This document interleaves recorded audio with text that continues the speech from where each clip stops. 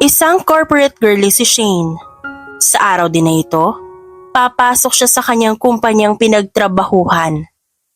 Alis na po ako, mama. Paalam niya nang nasa labas na siya. Bago pa man siya makalayo, hinabol siya ng kanyang mama Susan. Wait lang, beshi ko. Napabuntong hininga si Shane dahil tinawag na naman siya ng kanyang mama ng salitang beshi. Ma, ano pa? Beshi talaga? Mag-50 ka na tas para kang 16 kung umasta. Sita ni Shane. Ayaw niya talaga sa inaasal ng kanyang mama Susan. Nakukuha nito ang mga yon sa mga kaibigan nitong bagets, pero mga chismosa. Ang sakit mo namang magsalita, beshi. Gusto ko lang namang bumata ako. Nagtatampo naman ito. Walang ibang nagawa si Shane kundi mapakamot na lang sa kanyang batok. Ayaw na ayaw talaga niya ng mga plano nito sa buhay. Kung kailan tumanda, doon naman bumata ang pag-iisip. Matanda ka na kasi, ma, hindi na bagay sa iyo ang ganyan. Paliwanag pa niya. Aray ko talaga, beshi, sinasaktan mo na talaga ako. Humakbang na lamang si Shane papalayo sa kanyang mama para hindi na siya mainis palalo. Nang nasa daan na siya, nag-aabang na lamang siya ng jeep. Yun kasi ang palagi niyang sinasakyan.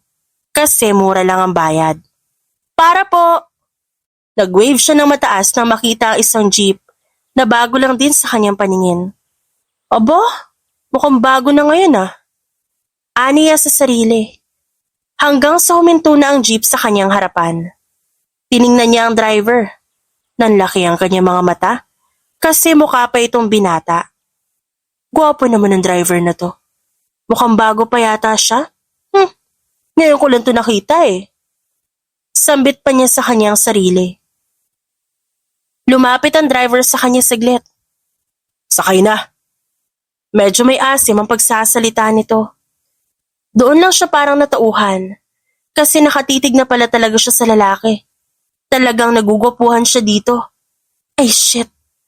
Ba't pa kasi ako napatitig sa driver na yun? Sita niya sa sarili. Nang nasa loob na siya ng jeep, para naman siyang iniinterogan ng mga pasahero. Titig na titig ang mga ito sa kanya. Napapatanong tuloy siya sa isip kung may kasalanan ba siya. Hanggang sa umandar na ang jeepney. Isang oras na ang nakalipas. Si Shane na lang ang natitirang pasahero. Medyo malayo rin kasi ang pinagtatrabahuhan niya. Di ka ba nagmamadali? Tanong ng driver. Agad siyang lumingon sa gwapo nitong muka. Tumango si Shane at ngumiti. Hindi naman po. May bibilin pa ako dito sa palengke. Kung maaari pakahintay na lang saglit. Pag-imporma nito sa kanya, tumango siya bilang sagot. Umalis na agad ang lalaki hanggang sa naisipan ni Shane na i-check ang kanyang wallet para makapagbayad na siya. Ngunit napahinto siya nang wala siyang makapangwalet sa kanyang bulsa o maging sa kanyang bag. Shit na malagkit! Nawala ang wallet ko. Siguro naiwan ko yun sa bahay. Kinakabahan niyang sambit sa sarili. Kinakabahan na talaga siya. Bukod sa wala siyang pambayad sa jeep ngayon, wala rin siyang pangkain mamaya. Ang malas ko naman. Dahil madali lang siyang kabahan, at kung kabahan siya hindi na siya makapag-isip ng maayos, nataranta na siya. Shit! Baka magalit sa akin yung driver. Panay ang kanyang paglingon sa paligid. Mag 1, 2, 3 na lang kaya ako nito. Yun na lang ang gagawin ko. Hanggang sa tumayo na lamang siya. Ngunit nang nasa labas na siya ng jeep, bigla siyang napahinto nang makita siya ng driver na lumabas ng jeep. Hoy, saan ka pupunta? Tanong nito na parang alam na agad kung anong binabalak niya.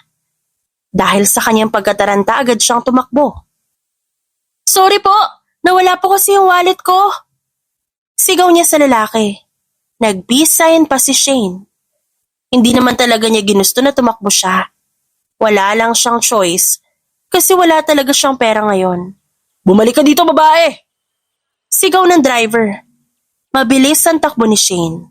Nagpunta pa siya ng palengke at panay ang kanyang tingin sa likuran. Hinahabol pa rin talaga siya ng lalaki. Kasya na ba to? Ba't ko ba kasi nakalimutan yung wallet ko? Paninisi niya sa sarili. Pinagtitinginan siya ng mga tao. Pigilan niya babaeng yan hindi yan nagbabayad. Sigaw ng jeepney driver. Nakagat na lamang ni Shane ang kanyang pang-ibabang labi. Kapag nalaman to ng kanyang magulang, talagang pagagalitan siya. At kung mahabol pa siya ng lalaking to, talagang makukulong siya. Hoy!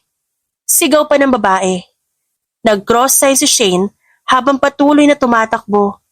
Aaminin niya, nagsisisi siya sa kanyang ginawa. Pwisit na buhay naman to.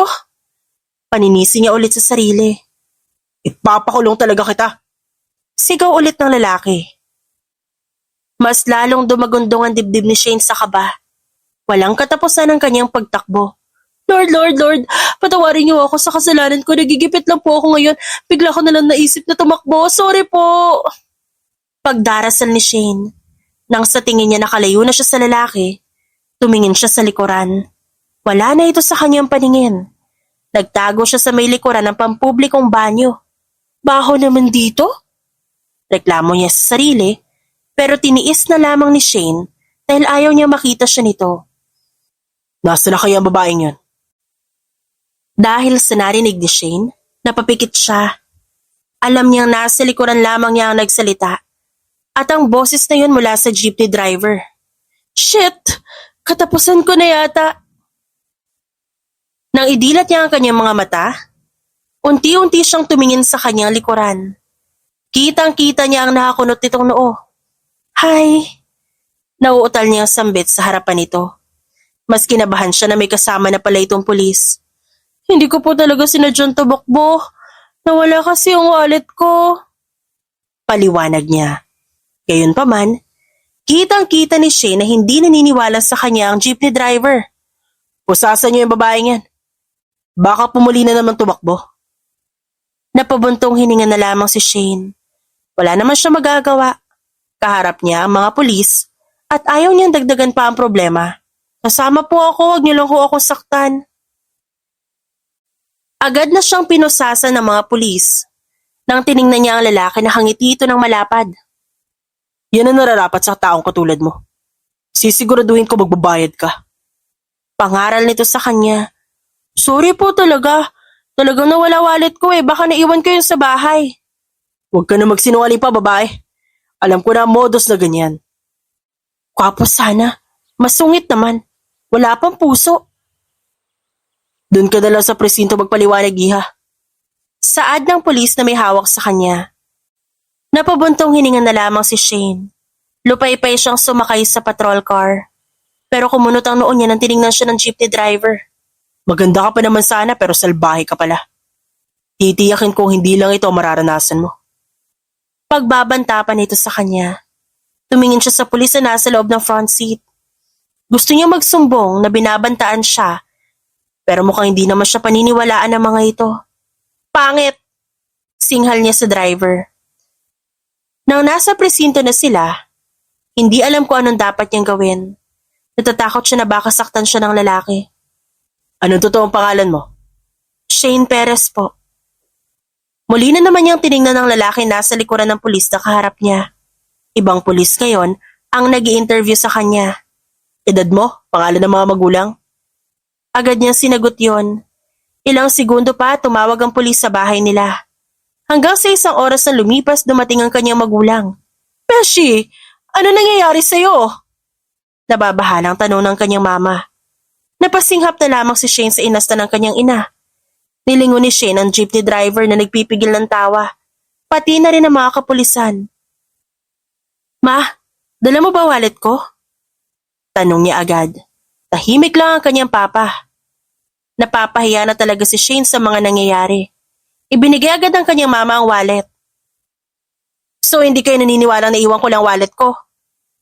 Tiningnan niya ang jeepney driver na wala yatang pakaalam sa nararamdaman niya. Masaya yata ito sa kanyang ginagawa. Modus niyo lang yata yan Saad pa nito? Nanlaki ang mga mata ni Shane. Pero nilapitan ng kanyang mama ang binata. Fafa? Sambit ng kanyang mama. Mas lalong naramdaman ni Shane na mapapahiya talaga siya. Ma! Ngumiti lang ito sa kanya. Fafa, wala namang kasalanan ng anak ko. Pagbigyan mo na lang siya. Talaga nakalimutan niya wallet niya? Mabilis talaga matarantay ang anak ko eh. Kaya kung ano-ano nagagawa agad. Paliwanag ng kanyang ina. Malapad nang umiti ang lalaki. Ayos. Hindi na po ako magsasampa ng kaso. Pero may isang kondisyon po ako. Pabulong na saad ng lalaki para hindi marinig ng mga pulis. Gayunpaman, narinig pa rin ni Shane yun. Tungkol saan naman yun, Fafa? Tumingin muna sa kanya ang lalaki. Kakaiba ang tingin nito. Mamaya ko na lang po sasabihin sa inyo. Masaya naman si Shane, pati ang mama niya. Pero sa puntong yon, napapaisip siya. Tatanggapin niya ba ang katotohanan na may kondisyon siyang malalaman sa lalaking ito? Sa tingin niya mapapahamak siya. Di kausapin mo na yung mga pulis para maayos na yung anak ko. Bulong ng kanyang mama sa lalaki. Magaling ang kanyang ina na makipag-usap sa ganitong sitwasyon, kahit medyo nakakainis to. Nagpapasalamat talaga si Shane na meron siyang ina. O sir, sorry po talaga ha. Hindi po talaga intensyon ng aking anak na hindi magbayad sa jeepney driver. Paliwanag ng kanyang inang si Susan. Sa takot ni Shane na kung anong masabi pa ng kanyang ina, pinatahimik niya na ito. Pero hanggang ngayon, bumabagabag sa kanyang isipan ang posibleng gawing masama sa kanya ng lalaki. Sa ngayon po sir, palalampasin ko ito. Pero sa oras na ulitin niya pa ito, hindi po ako magdadalawang isip. Tumango-tango ang mga pulis. Nakausap ng kanyang mama at ng lalaki. Kung ganon, maaari na kayo umalis. Imporma ng pulis sa kanila. Tumayo na si Shane, humawak sa braso ng kanyang ina at may binulong. Ma, natatakot ako sa lalaking yan. Baka may gawin siyang masama sa atin. Tinawanan lang siya ng kanyang mama. Huwag kang mag-alala, Beshi. Ako na ang bahala sa lalaking to. Ngunit hindi pa rin siya panatag. At ang nasa labas na sila ng istasyon ng pulis, humarap sa kanila ang lalaki. O Fafa, ano bang kondisyon mo? Napakapit si Shane sa braso ng kanyang ina. Ang kanyang ama naman tahimik lang na nakatingin. Sana hindi naman mahirap ang gawin ng anak ko. Sa isip ni Shane, pwede niya na maireklamo ito sa mga pulis, pero mukhang wala talaga maniniwala sa kanya. Sa tingin pa niya maimpluwensya ang jeepney driver na to. Titig na titig pa ito kay Shane. Papatawarin ko ang anak niyo kung ano, Fafa. Tiningnan sila nito isa-isa habang may nakakalokong ngiti. Sa isip ni Shane mukhang may sayad yata ang lalaking to. Hindi niya mapigilang manginig kung pakakasalan niya ako. Dahil sa sinabi ng jeepney driver, malakas na tumawa ang ina ni Shane. At ang papa naman ni Shane, tumawa na rin sa wakas. Ngunit siya, nanlaki ang kanyang mga mata. Nagpapatawa ka ba, iho? Paninigurado ng kanyang mama na tumatawa pa rin. Napangiwi ang jeepney driver. Mismo si Shane hindi makapaniwala sa sinabi nito. Kung ayaw niyo pa ipakulong ang anak niyo, magpapakasal siya sa akin. Talagang napahinto si Shane nang mapansing hindi na ito nagbibiro. At ang kanyang mga magulang naman nanlaki ang mga mata. Nako, Fafa, hindi magandang biro yan. At saka kung adik ka, pwede ka namang magpagamot. Napatitig ang jeepney driver sa kanyang ina. Mabilis niya hinila ito palayo sa lalaki. Ma, umalis na nga tayo dito. Baka ano pa magawa ng lalaking yan sa atin. Huwag mo na lang isipin yung sinabi niya. Nakalabas naman na tayo eh. Tumingin si Shane sa lalaki. Mukhang seryoso talaga ito sa alok. Beshi, paano kung totoo pala sinasabi niya magpapakasal kayo? Paano kung mayaman pala ang lalaking yan? Sunod-sunod na tanong ng kanyang mama, na umaasa na mangyayaman sila gamit siya. Ma, alis na tayo, ayoko nga dito. Kinurot siya ng kanyang mama sa pisngi. Ako ang bahala sa lalaking ito. Medyo inilayo ni Shane ang kanyang sarili. Ayaw niyang marinig ang mga usapan nito. Ngunit na matapos, umalis agad ang lalaki. Para namang nakahinga siya ng maluwag. Ma, uwi na tayo. Naku, Beshi, sinubukan ko talaga. Pero gusto niya talagang maikasal kayo. Natuod si Shane sa kanyang kinatatayuan. Wala sa isipan niya na darating ang araw na may isang lalaking mag-aalok sa kanya ng kasal sa ganitong sitwasyon. Hindi ho ako magpapakasal sa isang estrangherong lalaki. May malaking pangarap pa ako, ma. Mabilis niyang tinalikuran ng kanyang mga magulang.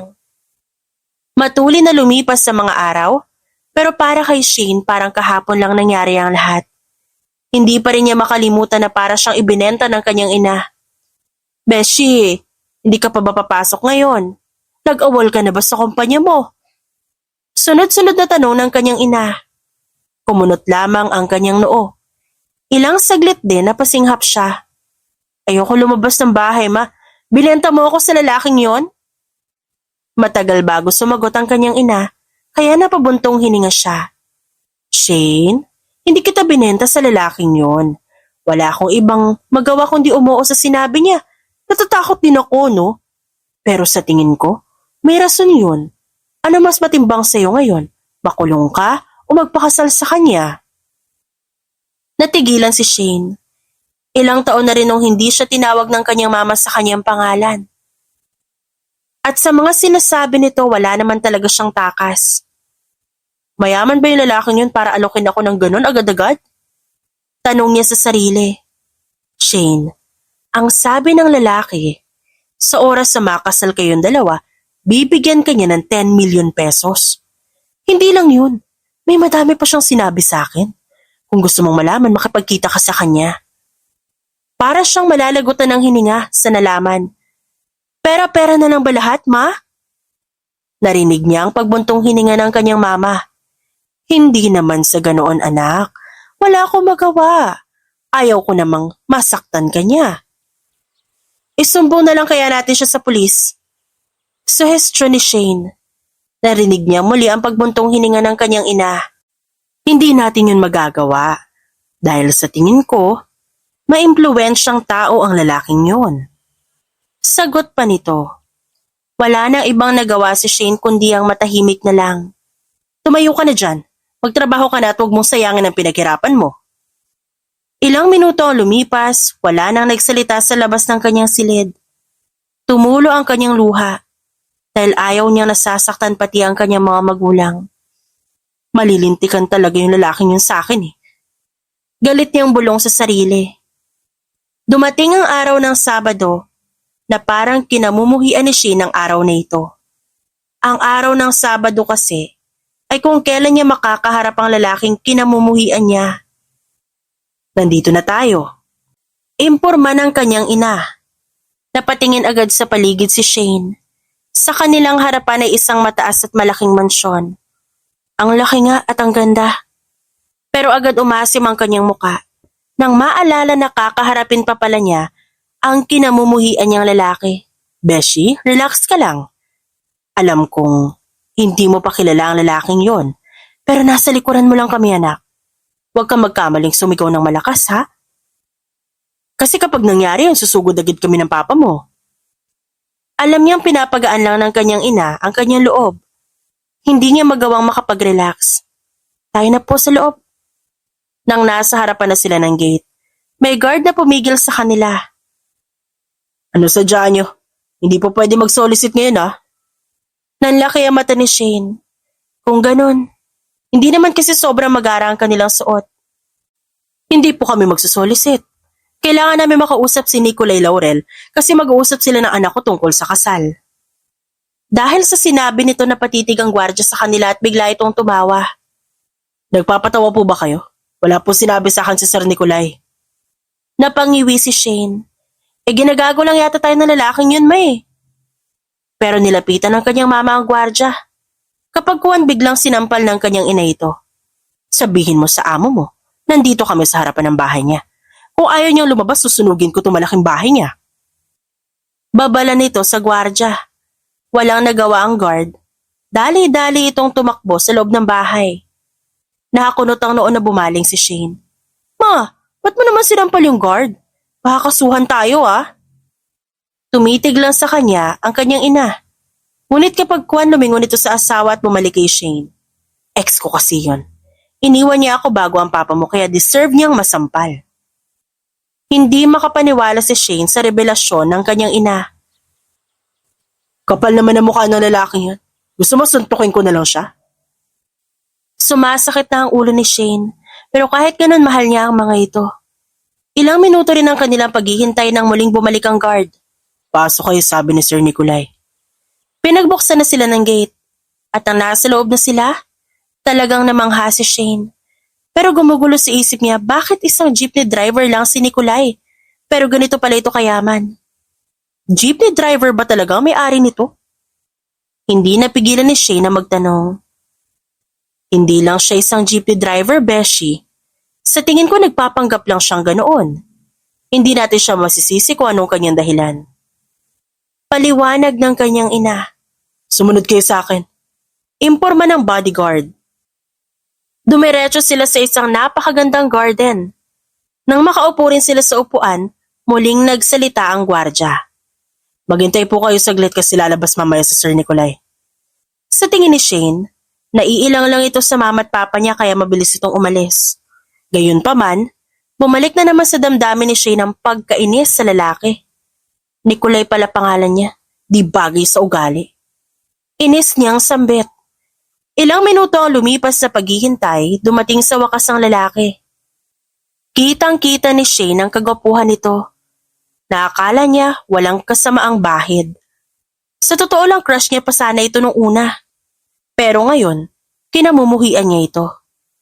Kapag kuwan, tumikim ito. Magandang umaga po sa inyong lahat. Titig na titig si Shane pero gusto niyang sugurin ng lalaki. Magandang umaga rin po, Sir Nikolay. Nandito na po ang anak namin para kausapin po kayo tungkol sa kondisyon niyo. Kaya naman pala ng mama niya na maging formal sa harap na ibang tao. Hindi man lang ginagawa palagi. Kung ganon, simulan na natin ang usapan. Sambit nito na para talagang prinsipe sa isang kaharian. Tumayo si Shane. Dahil sa kanyang inis na nararamdaman, dinuro niya si Nikolay. Hindi ako magpapakasal sa'yo. Singhal niya dito. Nanlaki ang mata ng kanyang mga magulang. Pero si Nikolay, malapad lang ang ngiti. Wala ka na matatakbuhan pa, Shane. Kabayaran to sa ginawa mong pag 1, 2, 3 sa jeepney ko. Ang babaw naman ng dahilan mo? Para kang bata na kulang sa aruga. Para lang sa ganun pakakasalan mo ako? Hoy lalaki, hindi ako magpapakasal sa isang lalaking katulad mo. Tinodo na talaga ni Shane ang kanyang galit. Ngunit tumitig sa kanya si Nikolay at pagkatapos tinawanan siya ng malakas. Shane. Sita ng kanyang ama. Hindi niyo po ba nasasabi sa kanya ang totoo? Kumunot ang noon ni Shane. Hindi niya alam kung ano ibig sabihin nito. Ma, ano pong sinasabi nito lalaking to? Lumihis ang tingin ng kanyang mama. Tinawanan lamang siya ni Nikolay na para bang nagbibiro siya. Sasabihin ko sa iyo, Shane, ang mama mo labandera ko dito. 3 buwan na siyang nangutang sa akin pero hindi niya pa nababayaran. Sa puntong yon, kahit pa hindi na paliwanag agad ni Nikolay ang lahat, parang alam niya na kung saan papatungo ang sasabihin nito. Ma, ako ba yung kabayaran ng mga utang mo? Paninigurado ni Shane. Napayuko ang kanyang mama. Ma, ba't mo ito ginawa sa akin? Tanong niya na nalulungkot. Napakagat siya ng ibabang labi. Gusto niyang tumakbo palayo. Nung nagkasakit ang papa mo, wala ko ibang mapuntahan kundi ang amo ko lang, Shane. Kung nasa pa ako ikaw, maintindihan mo ang sitwasyon ko. Ngunit nawala ang galit ni Shane. Sa totoo lang napalitan to ng awa. Mahirap naman kasi sila at kung may mga problema talagang darating sa buhay, talagang magkakautang sila. Kapag ba pinakasalan kita, Nikolay, mawawala na ba utang ng mama ko? Tanong niya dito na may halong galit. Tumangulang ang binata. Alam ni Shane na may mas malalim pa itong dahilan. Nagkataon lang siguro na ito ang nakikita ni Nikolay na paraan para mas pumayag siya. Patawarin mo ako, Shane, ha? Wala lang talaga ako ibang mapuntahan noon. Tumulo ang luha ni Shane sa sinabi ng kanyang ina. Agad niya yung pinunasan. Payag ako. Simple niyang sagot, ilang minuto ang lumipas. Nagliwanag naman na mukha ni Nikolay. Kung ganun, wala na tayong problema dahil payag ka naman pag-usapan na natin ngayon. Ang mga bagay na dapat yung malaman tungkol dito. Huwag kang mag-alala, Shane. Kapag natapos na ang kasal, pwede mo na gawin kung ano gusto mong gawin. Nakinig lamang siya kahit ayaw na ayaw naman talaga niyang maikasal sa taong crush lang niya. Noon, pero ngayon kinamumuhian niya na. Kailan ba ang kasal? Agad-agad. Next week na ang kasal. Napaghandaan ko na lahat para sa kasal. Ikaw na lang ang kulang. Nanlaki ang mga mata ni Shane. Ganon kabilis? Pwede bang next month na lang? Reklamo niya. Tumitig sa kanya si Nikolai. Sa isip ni Shane, gusto niyang malaman ang tunay na dahilan ng mga kagagawa nito. Di pwede. Huwag ka na magreklamo. Pagkatapos naman ito, wala na mangyayari sa buhay mo. Pwede ka na umalis. Malay ba ni Shane, kung pwede lang talaga niyang suntukin ng lalaking to, sa harap ng lahat, ginawa niya na agad sana. Ayaw lang niya magkaroon pa siya ng problema. Gayon pa man may kung ano sa kanyang nag-uudyok na alamin pa ang buhay ni Nikolai. Pwede ko ba talagang malaman kung anong pinakadahilan nito? Hindi niya na napigilan ang kanyang sarili na itanong yon.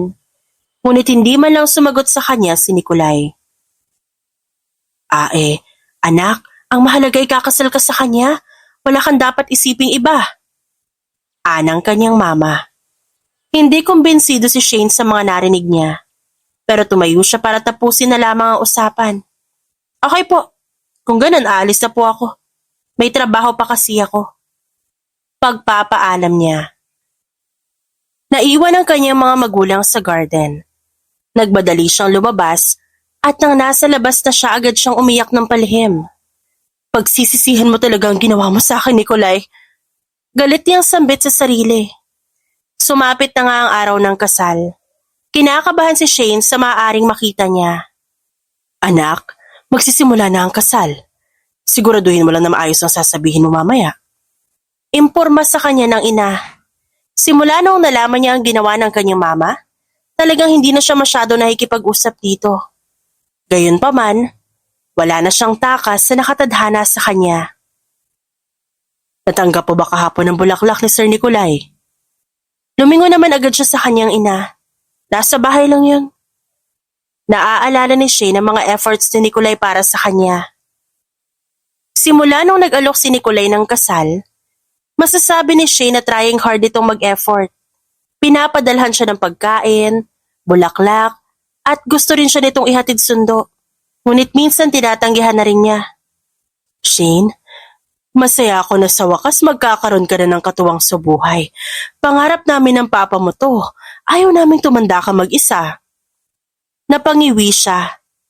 Ma, ayoko nagdadrama ka. Wala namang kasamang pagmamahalan to. Natigilan ng mama niya. Shane, kahit na ganito ang sitwasyon, gusto ko na tanggapin mo pa rin to ng buong buo kasi isang beses nang ito mangyayari sa buhay ng isang babae. At kinuha po ninyo yung kaligayahan ko na maranasan yun. Aniya, dahil hindi niya napigilan ang sarili na isiwalat ang totoong nararamdaman niya sa ina. Shane, malungkot na tawag ng kanyang mama sa kanyang pangalan. Maalam nating parehas na hindi ko to gusto. Napabuntong hininga ito. Ilang sandali pa ang lumipas, may kumatok na sa pintuan. Pasok kayo. Kapag kuwan, pumasok na nga ang isang coordinator. Magsisimula na po ang wedding ceremony. Tinatawag na po kayo sa baba. Napatingin si Shane sa kanyang ina. Kailangan mo lang magpakasal, pagkatapos pwede mo nang gawin ang gusto mo. Tumango si Shane. Kinakabahan man siya. Nagtungo siya sa wedding venue. Isang engrandeng kasal ang magaganap sa beach. Pinaghandaan talaga ni Nikolai ang lahat ng ito. Huwag mong sayangin ang lahat ng ito, anak. Paalala pa ng kanyang ina habang nasa hallway sila. Ma, pagkatapos ito babalik ako sa bahay ni na lolo sa probinsya. Lalayo ako sa inyo at sa lalaking yun. Dahil sa kanyang sinabi, napahinto ang kanyang ina. Tila hindi ito makapaniwala. Shane, galit ka ba sa akin? Nitong nakaraan lang din, bihira na lang siya nitong tawaging Beshi. Nagbago na yata ang kanyang ina. Sa tingin po ba ninyo hindi ako magagalit? Tanong niya pabalik. Napasinghap ang kanyang ina. Shane, alam ko malaking bagay na ito para sa akin. Please kahit ito na lang ang regalo mo sa akin sa birthday ko. Siya naman itong natigilan. Ma, kung ano-ano na lang naiisip niyong paraan para mabigyan lang ako ng rason. Ano ba yan? Inis niyang sabi. Nagpatuloy na siya sa paglalakad at ang nasa labas na siya ng resort tumingin sa kanya ang mga tao. Narinig niya ang kanta na umaalingaw-ngaw sa buong paligid. Ang ganda ng bride! Dinig ni Shane sa kanyang gilid. Napapaisip siya kung kilala ba siya ng mga ito. Pero napahinto siya na makita si Nikolai na nakangiti sa kanya. Malay ba niya na sa puntong yon, dadagundong ng ganun kalakas ang puso niya na dapat naman hindi. Lord, ano ba itong nararamdaman ko? Nalilito niyang sambit. Ito ba ang non-showbiz girlfriend na pinagmamalaki ni Nikolai sa lahat? Tanong ng isang ginang. Bahagya siyang lumingon sa babae. Mas lalo tuloy may nag-udyok sa kanyang alamin kung ano talaga ang dahilan ng pagpapakasal ng lalaki. Puminto si Shane sa harapan ng kanyang ama. Pagkatapos sabay silang naglakad papunta sa harapan ni Nikolai. Kumalma ka lang. Ngumiti ka na parang gusto mo ito. Bulong ng kanyang ama sa kanya. Tumango siya. Isa lamang itong laro na dapat niyang laruin. Hindi man maliwanag sa kanya ang lahat. Susubukan niyang ngumiti ngayon. Maganda kasi kapag ngumiti ka, anak. Doon siya tuluyang napangiti. Ngunit di pa rin gumagaan ang kanyang puso. Lalo pa at nagdadalawang isip siya sa kanyang pinaplano. Ilang sandali lang, nasa harapan na siya ni Nikolai. Ang ganda naman ng bride ko. Pagsasalita nito na para bang in love sila sa isa't isa. Ano kayang magiging reaksyon ng mga tao kung malaman nila na isa lang pala itong walang kwentang kasal? Isang palabas. Tanong ni Shane sa kanyang sarili. Bahagyang umiti lang si Shane. Kahit nanginginig ang kanyang kamay. Tayo na sa harapan ng pare? Pag-aaya ni Nikolai. Pumwesto na ang braso nito. Napahagat ng labi si Shane. Sa isip niya, sa oras na hahawakan niya ang braso nito huli na ang lahat. Pinipigilan lang din niya ang kanyang mga luha. Shane. Ani Nikolai. Pinakatitigan niya ito sa mata. Ito ang unang beses na ginawa niya yon. Kitang-kita niya ang kalungkutan sa mga mata nito na para bang may sugat na matagal nang hindi naghihilom. I'm sorry, Nikolai. Sambit na lamang niya. Kasabay ng nakaka-inlove na musika, ay ang mabilis sa pagtakbo ni Shane palayo kay Nikolai. Maraming tao ang nagulat sa ginawa niya pero wala siyang pakialam kung anong mangyayari kasunod. She ran away from Nikolai. Hindi niya ito mahal, kaya hindi niya nakikita ang sarili na maikakasal dito. Kahit pa, magagawa niya ang bagay na gusto niya pagkatapos ng kasal tulad ng sinabi nito. At saka hindi niya sasayangin ang pagkakataong maikasal sa taong totoo talaga niyang mahal. Shane! Saglit siyang napahinto nang marinig ang sigaw ni Nikolai. Mahal kita, Shane! Sigaw pa nito. Dumagundong sa kanyang puso ang sinabi ng lalaki. Hindi niya maintindihan kung ba't gano'n na lang makapag-react ang kanyang puso sa narinig, ngunit tumakbo siya ng tumakbo palayo. Hindi niyo ako maluloko. Sambit niya sa sarili. Isang buwan na nakalipas, trending pa rin sa social media ang pangalan ni Nikolai at Shane. Todo tawag ang kanyang mama na umuwi na siya para makapag-usap sila ni Nikolai. Pero nandito lang siya sa probinsya para ilayo ang sarili sa lalaking yon. Apo, isang buwan ka na dito. Hindi mo ba namiss ang mga magulang mo sa Maynila? Tanong ng kanyang lolo na si Protasio. Lumapit siya dito. Lolo, di ba sinabi ko sa inyo na dito na po ako titira? Nag-job hunting na po ako sa lungsod para makapagtrabaho na ako. Napabuntong hininga naman ang kanyang lolo. Ano na lang kaya masasabi ng mama mo? Nag-aalala nitong tanong. Alam niyang nag-aalala ito pero naiintindihan niya yon. Lo, ayaw mo ba ako makasama dito? Mabuti pa si Lola, hinahayaan ako dito. Huminto siya sa pagsasalita at niyakap ang kanyang lolo. Matagal na rin ho ako nakatira sa Maynila.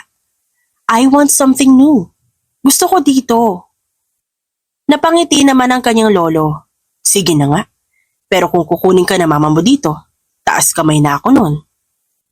Bahagya niya kiniliti ang kanyang lolo Protasio. Tumawa naman ito. Matanda na po ako, kayang-kaya ko ng buhayin ang sarili ko.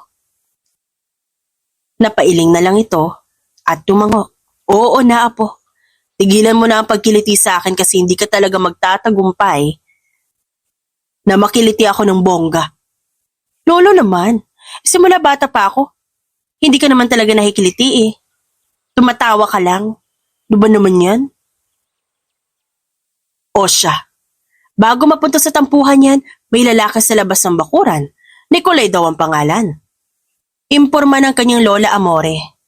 Natigilan si Shane. Ano po lola? May lalaking gwapo at mukhang mayaman sa labas. Hinahanap ka. Napatingin si Shane sa kanyang lolo. Bigla siyang kinabahan. Hindi niya akalaing matutuntun siya ni Nikolay dito. Wala po akong kilala na Nikolay. Ayaw ko pong harapin ng lalaking yun. Bahagyang umiti ang kanyang lola. Apo, alam kong kilala mo yon. Isang linggo na yung pabalik-balik dito. Malay ko ba kung hindi mo siya nakikita sa labas? Doon natigilan si Shane. Sa loob na isang linggo, nakikita ni Shane si Nikolay sa tuwing naglilinis siya ng bakuran. Hindi niya na lang ito pinapansin at kung maaari, mabilis siyang pumapasok sa loob. Sige na po, haharapin ko na yung lalaking yun. Napipilitan niyang saad kapag kuwan. Wala siyang ganang lumabas ng bahay. Hanggang sa nakita nga niya si Nikolay na sobrang kakaiba ang itsura. Ano nangyari sa lalaking to? Nag-addict ba to? Tanong niya sa sarili. Shane, mag-usap naman tayo. Ang laki ng eye bags nito. Ang gulo-gulo ng buhok. Nikolay, please lang. Hindi mo pa ba gets ang nangyari noon? Sa katunayan, naaawa naman talaga siya sa kalagayan ni Nikolay. Nasaktan niya ito dahil sa tinakbuhan niya ito sa araw mismo ng kanilang kasal. Mahal kita, Shane. Matagal na to. Di mo lang ako napapansin dahil ibang lalaki ang mahal mo. Natigilan si Shane.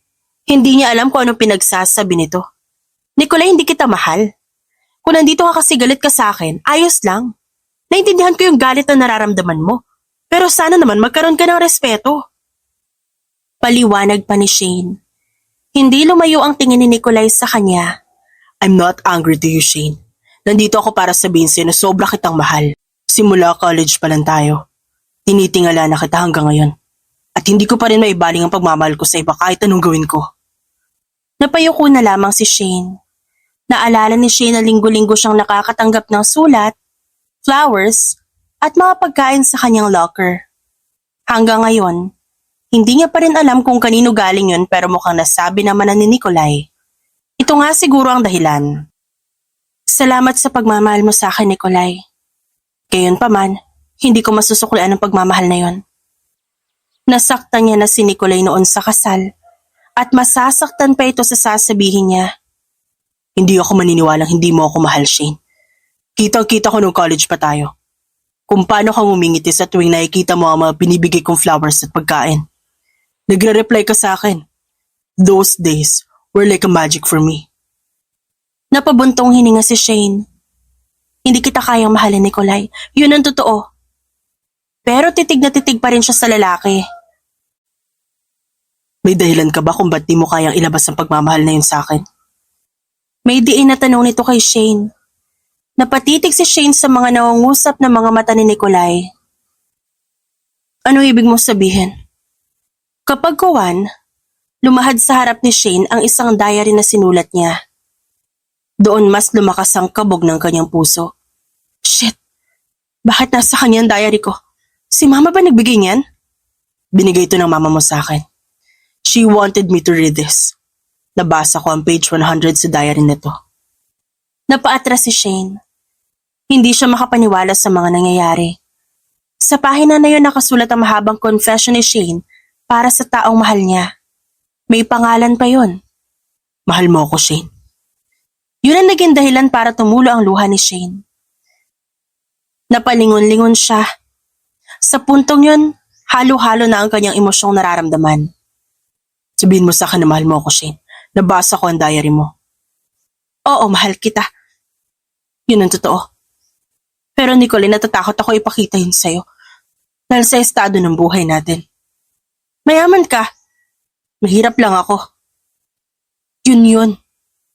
Sa loob ng maraming taon, maraming nagbago sa kanilang dalawa.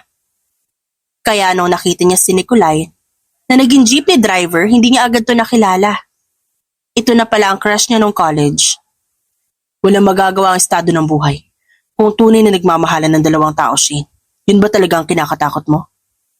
Kumibot ang kanyang labi. Takot ako na iparamdam sa'yo na mahal kita, Nikolai. Sa loob ng maraming taon, inilihim ko na yun. Kaya medyo nakalimutan ko na rin yun. Pero na mga nakaraan, muli kang sumulpot sa buhay ko. Nabuhay din yung takot ko. Matagal bago muling nakapagsalita si Nikolai. Sa puntong yun, umatras siya ng konti. Gusto niyang lumayo siya kay Nikolai para hindi na mas maging komplikado ang lahat. Paano kung bigyan natin ng pagkakataon ng isa't isa, Shane? Paano kung bigyan natin ng pagkakataon ng mga nakatagong pagmamahal natin? Natigilan si Shane sa mga tanong na yon ni Nikolai. Wala sa isip niya kung ano ang kanyang isasagot. If we take risk, we will know the answer. Kailangan pa ba natin itago yun?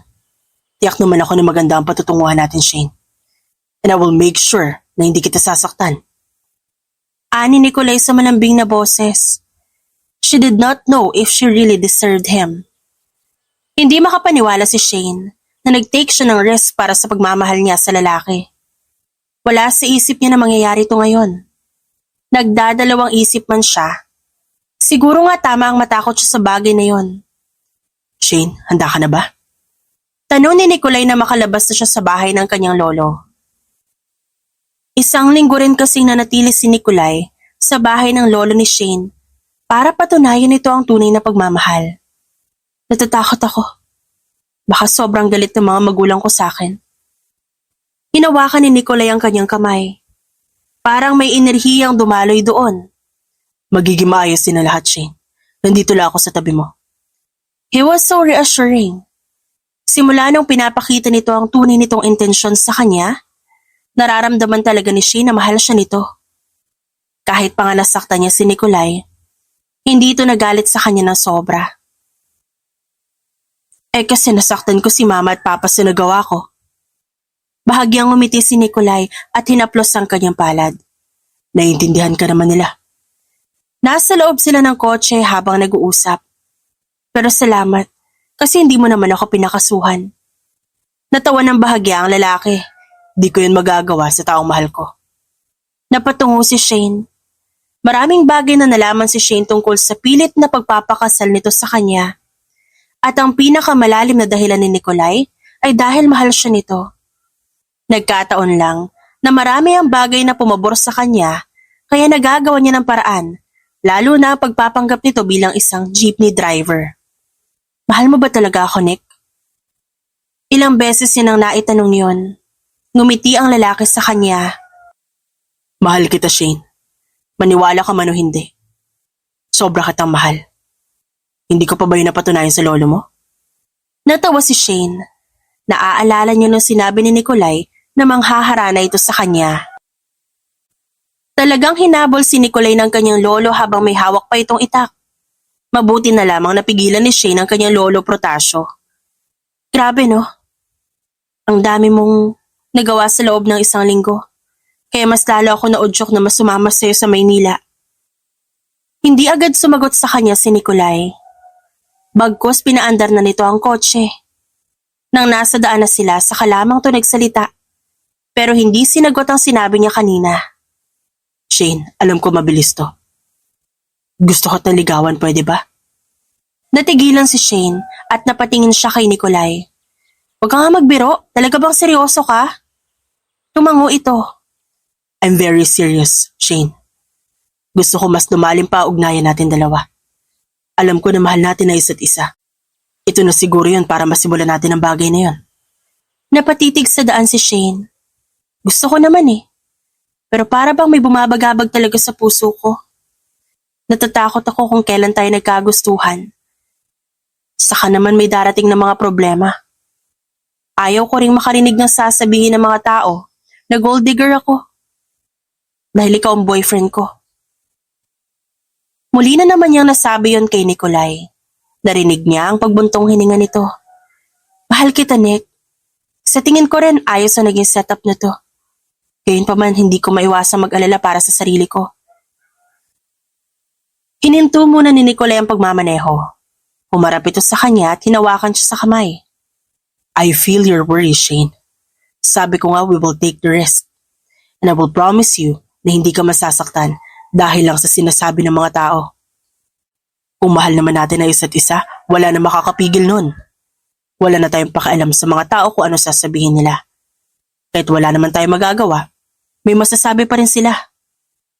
Sa puntong yun na-realize ni Shane na ang mahalaga, mahal siya ni Nicolay.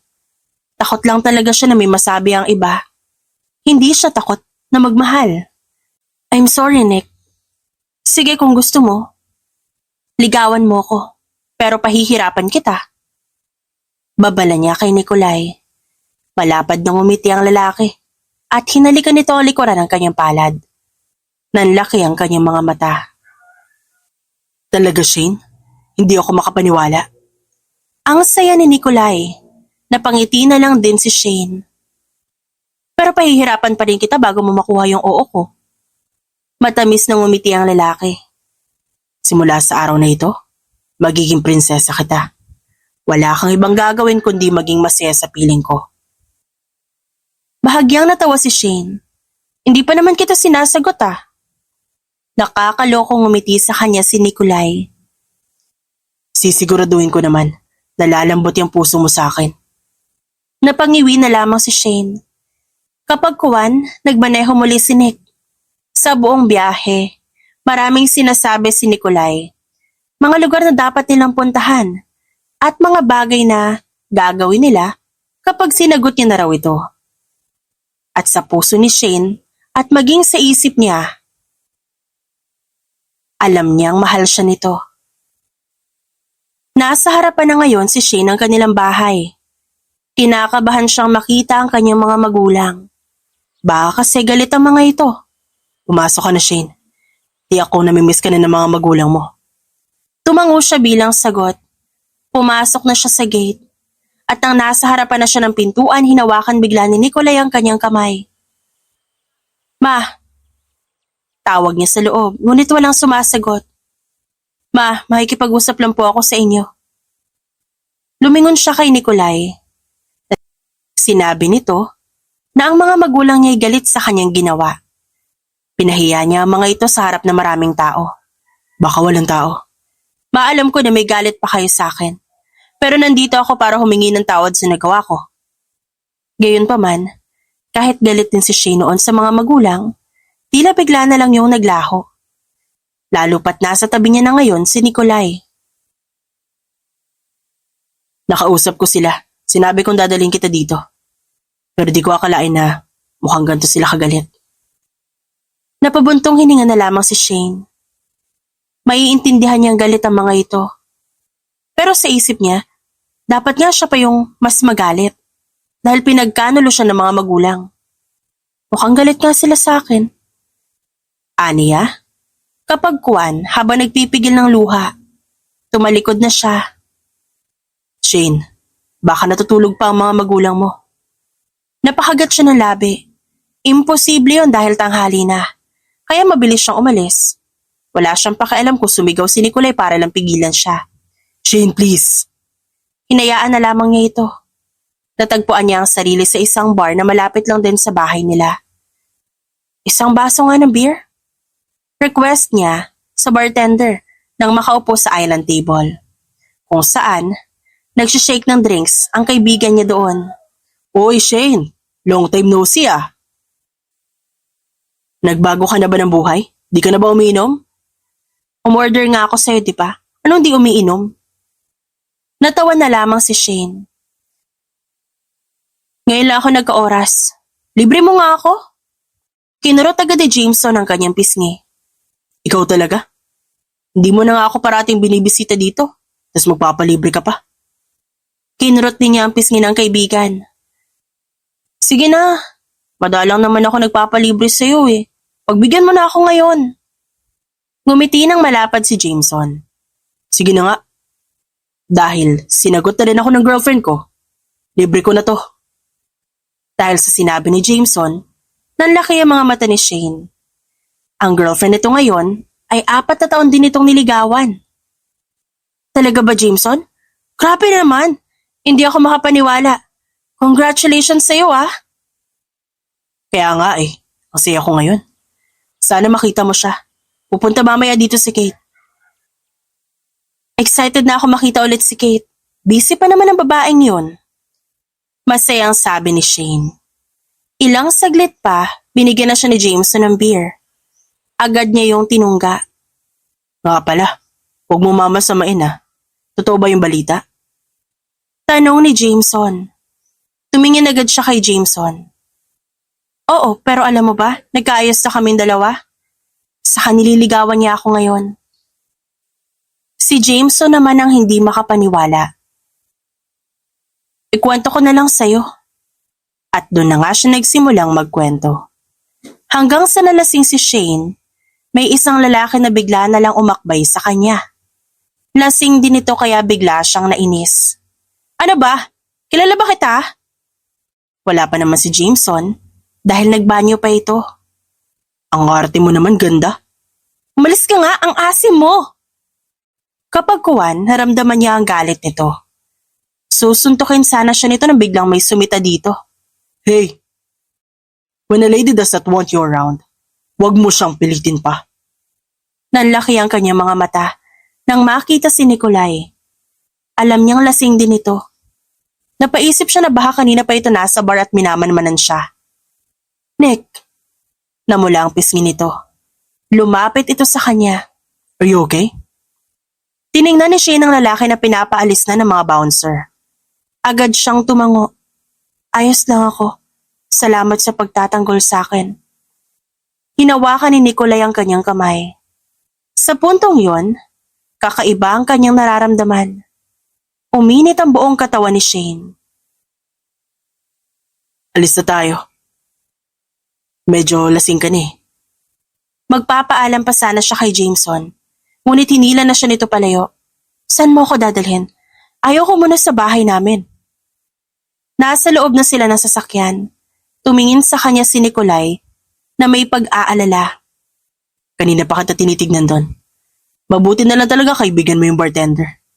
Marami kasing lalaki na gustong kumausap sa'yo. O lumapit. Wow! Protective ka sa akin? Bawal ba maging protective ang isang tao nagmamahal sa'yo? Napangiti na lamang si Shane. Sa mga oras na yun, lumulukog na sa kanya ang epekto ng alak. Hanggang sa narating na nila ang isang hotel. At sa puntong yan, alam ni Shane na may mangyayari sa kanilang dalawa. Gayunpaman, masaya siyang tinahak ang kanyang desisyon. Nagising siya sa isang malambot na kama. At pagdilat ng kanyang mga mata, nakita niya agad si Nikolai sa kanyang tabi. Malakas siyang napasigaw nang mapagtanto ang kanyang nagawa. Nick, patay na sa isang kama. Napatayo si Nikolai. Kapag kuwan, relax lang itong napatingin sa kanya. Gising ka na pala. Lakas naman ng sigaw mo. Hindi niya alam kung anong gagawin niya.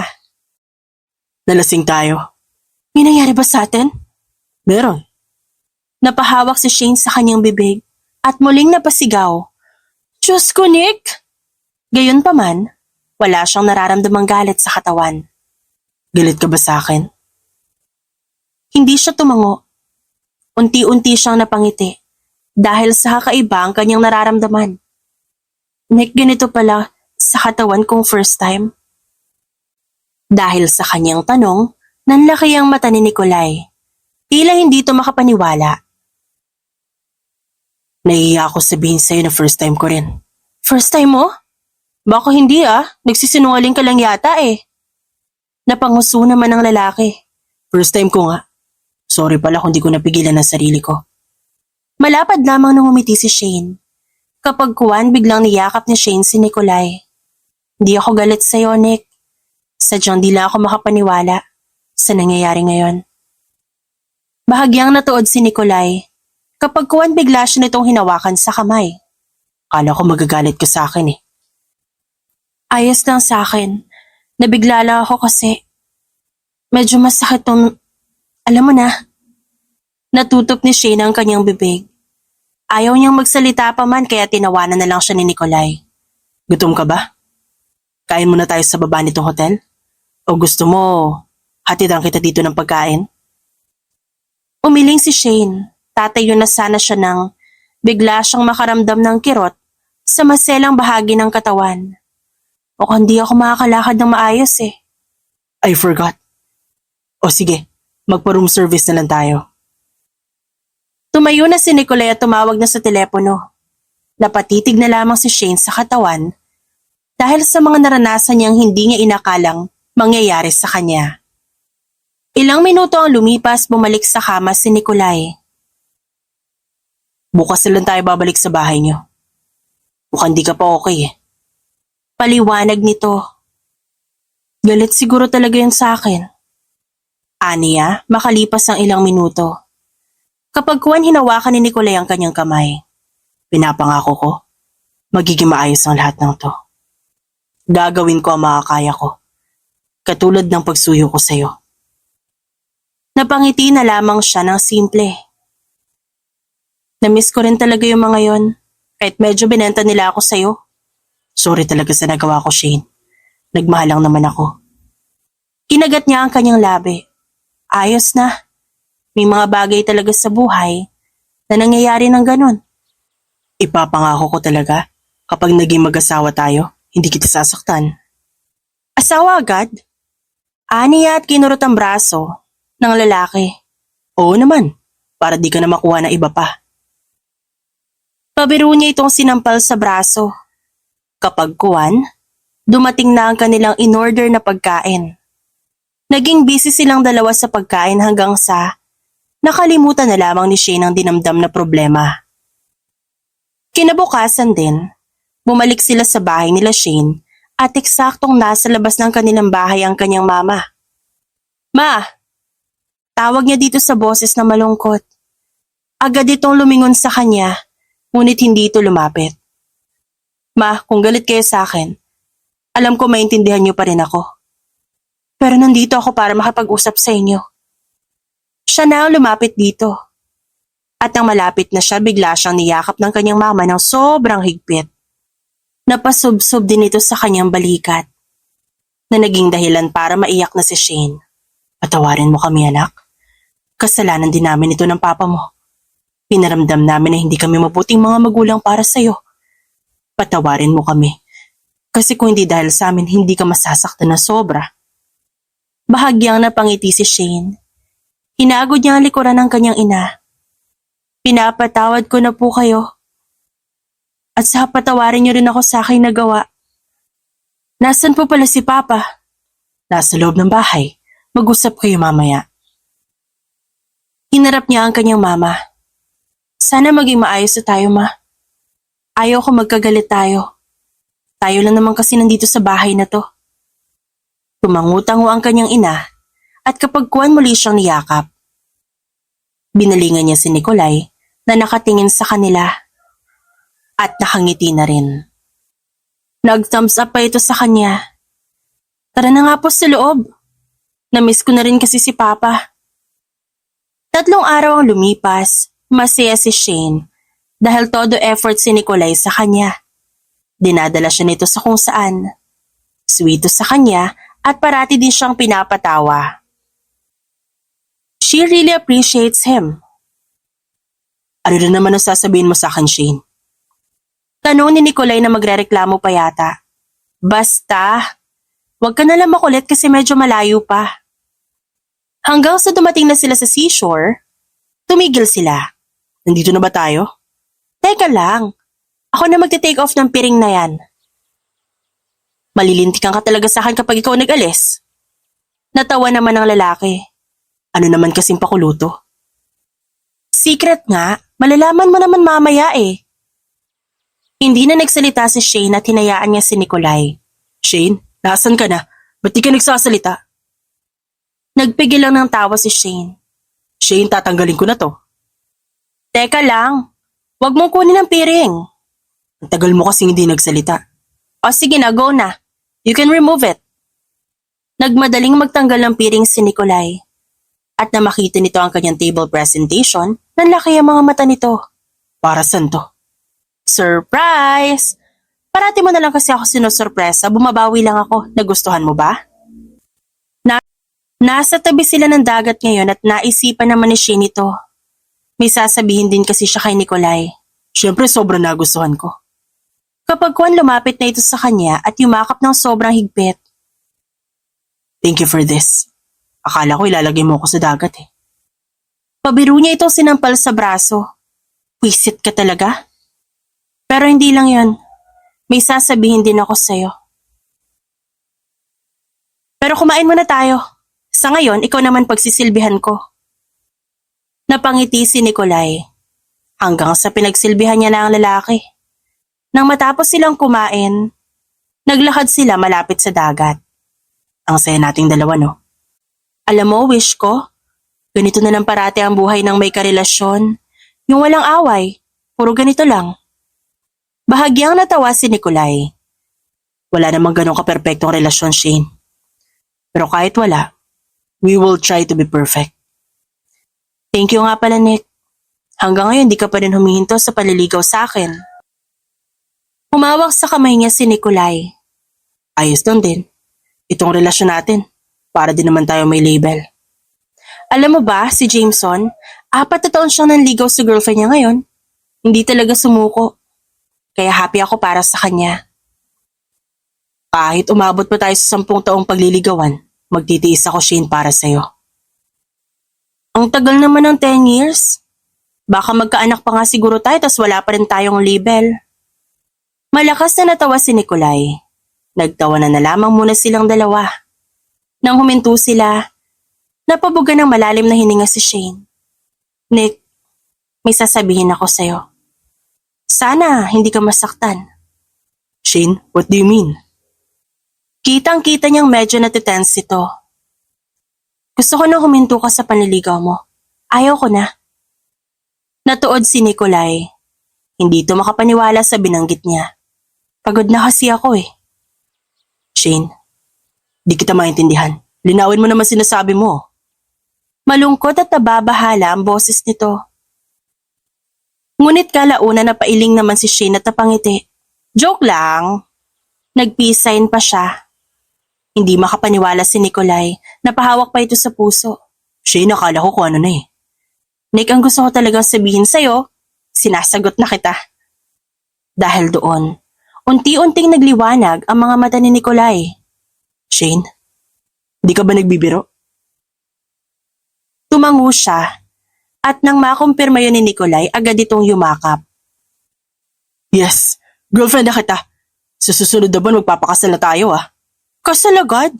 Ikaw lang naman hinihintay ko eh. Pero di naman kita pipilitin. Mag-enjoy na rin muna tayo sa pagiging magjowa. Mas lalong humigpit ang yakap ni Nikolai. At nang kumalas ito, tumitig to sa kanya ng malagkit. Thank you, Shane. Sobrang saya ko. Hindi ko maintindihan ang sarili ko ngayon, basta ang saya-saya ko. Nagpipigil na si Shane ng luha. Ako din eh. Hindi ako makapaniwala na sobrang saya ko ngayon. Hindi ko makakalimutan ang araw na to. Ani Nikolai sabay halik kay Shane. Masayang-masaya ang dalawa. Lalo na si Shane. Dahil ang lalaking crush niya noong araw, boyfriend niya na ngayon. May sasabihin pa ako sa'yo. What's that? Buntis ako, Nick.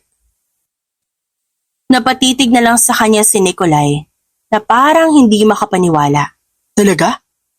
Tumango lang si Shane. Wala siyang nakitang galit sa ekspresyon ng mukha nito. Mas lalo natin kailangan madaliin ang kasal. Oo na. Pagsang-ayon ni Shane. Muling hinalikan ni Nikolai ang babae. Yun ang naging dahilan kung bakit sa sunod na buwan nagpakasal sila agad. Masaya si Shane sa naging takbo ng buhay niya.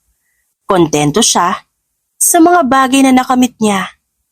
At patuloy siyang nagmahal sa taong matagal niya nang pinangarap. Lagi mo tandaan, hindi magbabago pag-ibig ko'y sa'yo lamang.